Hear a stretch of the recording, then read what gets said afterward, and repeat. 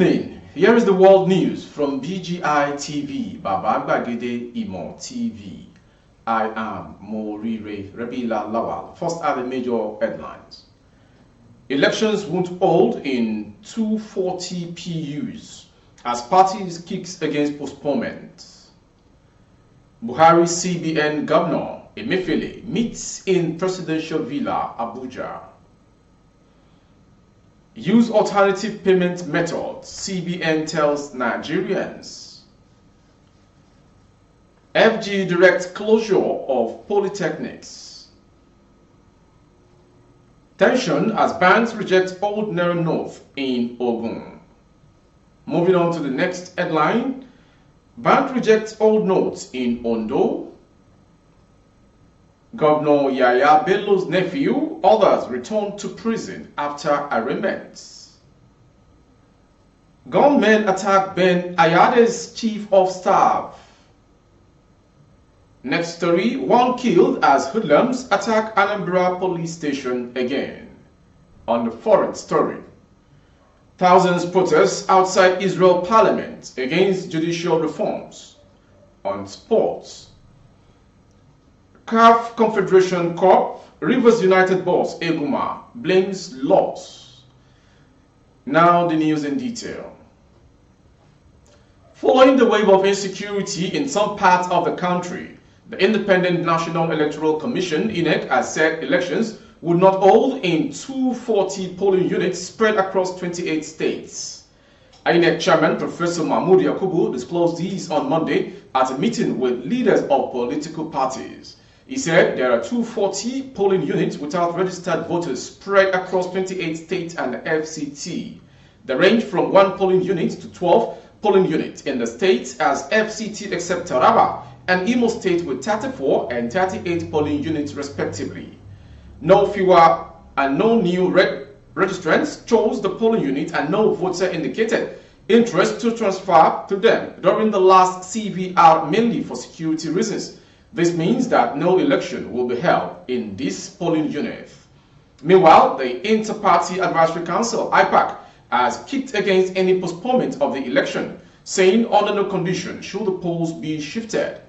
Mr. Chairman, under no circumstances should this election be postponed, says IPAC, said IPAC Chairman Sani Yabagi. Moving on to the next story. President Muhammadu Buhari has met with the Governor of the Central Bank of Nigeria, CBN, Godwin Emefiele, at the presidential villa, Abuja. Emefiele met privately with Buhari for the third time since the cash crunch started in the country. The CBN Governor, however, did not speak to journalists as he left the presidential villa after the meeting. The agenda of the meeting is, however, unknown at the time of filing the report. Since February 10th, Nigerians have been hit by naira scarcity and due to the swap of the currency. CBN had redesigned 200 naira, 500 naira, 1000 naira note, which commenced in December 2022. Moving on to the next story. The Central Bank of Nigeria has implored Nigerians to make use of the e-naira and internet banking as alternative to the current naira scarcity.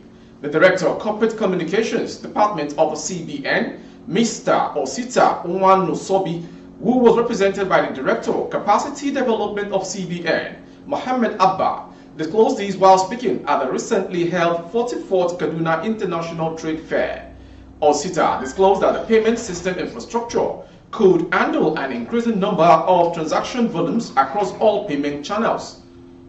According to him, the CBN Governor, Mr. Godwin Emefiele, has always said that the policy is not targeted at anyone or any group of persons. Rather, it derived from the bank's in-house analysis to strengthen our macroeconomic fundamentals and better our socio-economic conditions.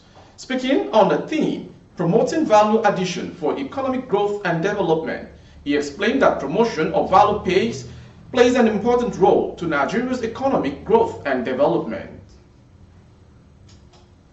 Moving on to the next story.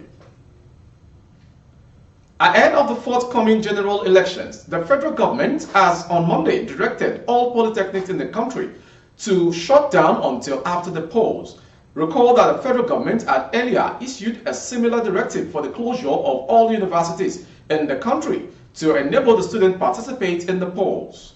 In a circular dated February 10th and signed by Mr. I.O. Folorunsho for the Minister of Education, Madam Adamu, the ministry directed the Executive Secretary, National Board for Technical Education, NBTE, Professor Idris Bugaje, to communicate to rectors and provosts of polytechnics in view of concerns expressed on the security of staff, students, and properties of our respective institutions. The Minister of Education, Adamu, as following extensive consultations with the relevant security agencies, directed that all polytechnics be shut down and academic activities be suspended between Wednesday, February 22nd and Tuesday, March 14th, 2023. The letter reads and concluded.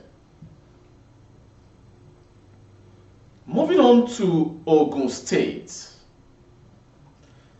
Fear gripped residents of Abeokuta, the Ogun State capital, on Monday morning when banks started rejecting the old 200 naira note, 500 and 1,000 respectively. As of the weekend, the residents of Abeokuta were still transacting businesses with the old note, despite the February 10th deadline of the Central Bank of Nigeria. This correspondent length was as a result of a Supreme Court interim order banning the CBN from stopping the old note from being legal tenders. Though the CBN is yet to react to the court order, many have interpreted the silence of the Epic Bank to mean acceptance.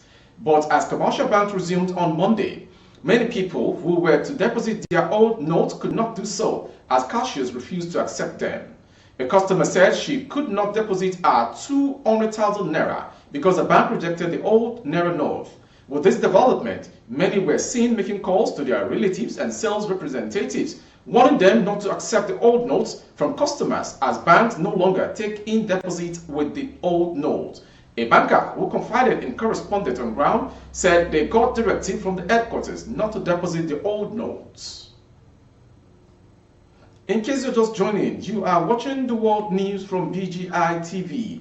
From Ogun to Ondo. Commercial banks in Akure, the Ondo state capital, have begun rejection of the old notes of 200 naira, 500 naira and 1,000 naira respectively.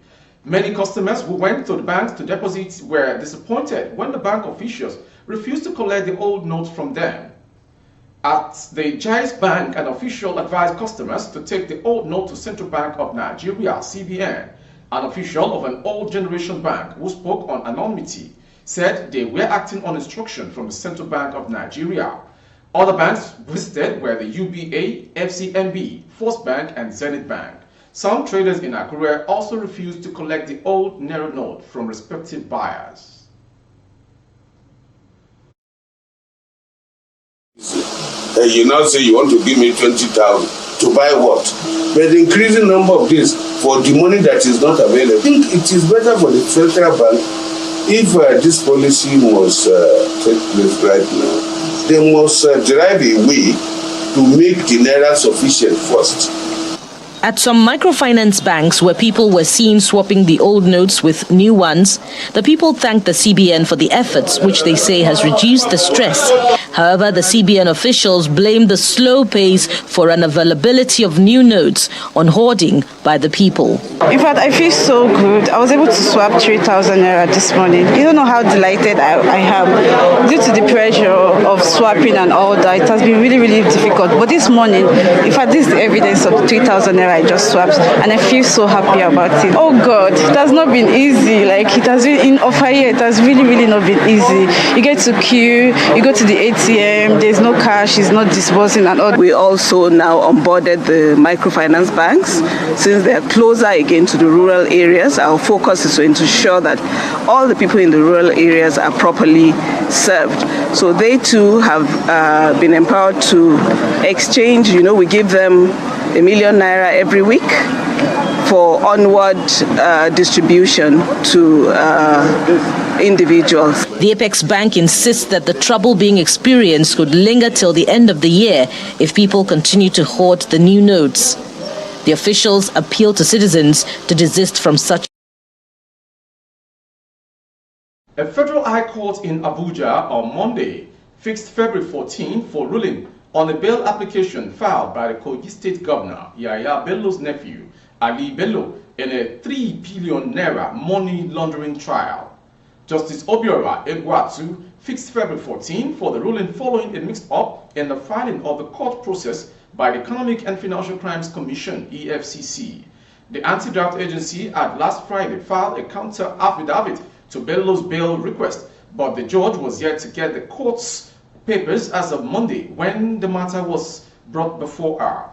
At Monday's proceedings, Ahmed Raji, the defense lawyer, acknowledged receipt of the prosecution's objection to his client's bail request. Raji, a senior advocate of Nigeria, SAN, sought a speedy hearing of the bail application, prompting the judge to adjourn the suit till February 14th, tomorrow. The prosecuting lawyer, Kabiru Hussaini, said the counter affidavit was mistakenly taken to a different court instead of Justice Egwatu's court. EFCC had on February 8 arraigned Bello alongside Abba Adauda, Yakubu Siaka, and Iyada Sadet for allegedly misappropriating 3 billion naira and 800,004. But the EFCC claims the governor's wife, Rashida Bello, who was fingered in the allegations, has been on the run. When the defendant was arraigned last Wednesday, they pleaded not guilty. Subsequently, the judge remanded them in prison. The prosecuting lawyer, Rotimi Oyedepo, a senior advocate of Nigeria, SAN, had prayed that the court to give a date for the trial of the defendant. But Ahmed Raji SAN urged the court to admit his client to bail pending the hearing and determination of the suits. Moving on to the next story. Some yet to be identified gunmen on Sunday ambushed Governor Ben Ayade's Chief of Staff, Martin Orim, in Calabar, the Cross River State capital. The convoy of Orim was attacked as it made its way along the Calabar-Biase-Ugbe highway. The well-known Akamba-Biase-Ugbe area has been a notorious hideout for hoodlums to attack passengers and vehicles. He was said to be coming from Obudu to Calabar after attending an official function when the incident happened. Orim, who spoke to newsmen, disclosed that the victims fled the scene unoffed. Aside from some convoy vehicles that were hit by their bullets, incessant attacks by gunmen on the road have continued to be a source of concern for residents of the state. Earlier, the convoy of the governorship candidate of the People's Democratic Party and former Minister of Niger Delta Affairs, Hussaini, was attacked in that same area. Moving on to the next story in Anambra State. Some hoodlums have attacked the Ogidi police station in Indemili North local government area of Anambra State. It was gathered that the hoodlums in their large numbers invaded the area around 2:15 a.m. on Monday in a Toyota Hiace bus, a Toyota Hilux, and 3 motorcycles. A source in the area said the hoodlums shot indiscriminately in an attempt to gain access into the police station, but were fiercely resisted by the police officers on duty. Although details of the incident were still sketchy, eyewitnesses said one of the hoodlums was gunned down in the exchange of gunfire with the security operatives on ground. Moving on to the foreign story. Thousands of Israelis protested outside Parliament Monday against the government's controversial judicial reform plan, which aims to give lawmakers substantially more control over the Supreme Court.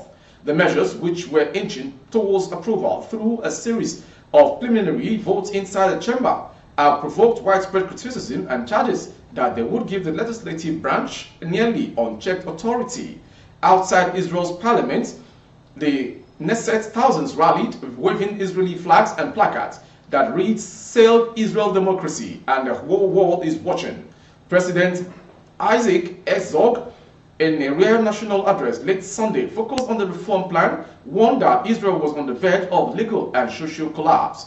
Herzog, who holds a largely ceremonial role, urged Prime Minister Benjamin Netanyahu's outlined right-wing government to pause the legislative process and hold talks with the opposition in hopes of reaching a compromise.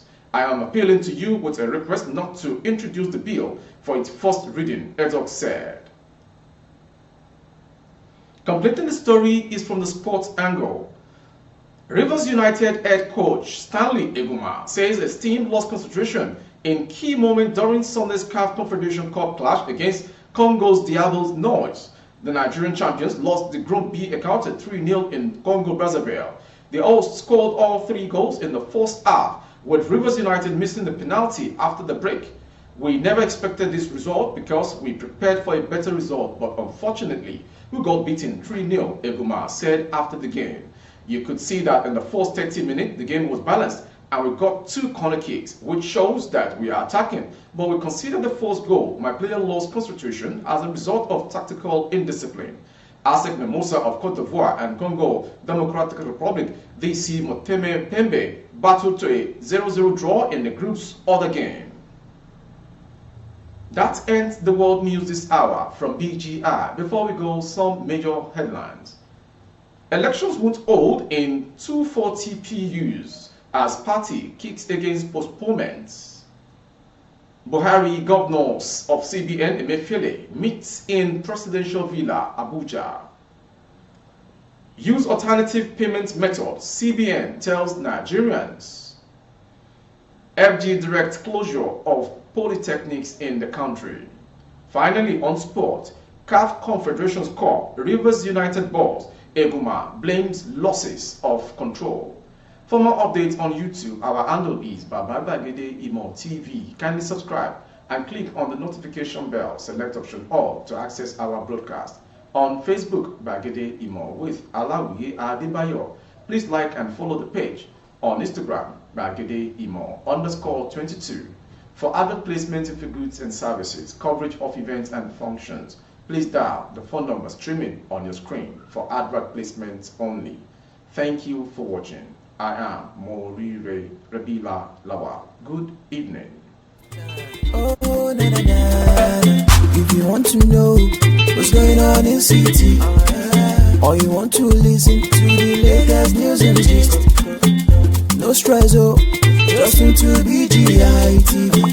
BGI TV, you're one in a million.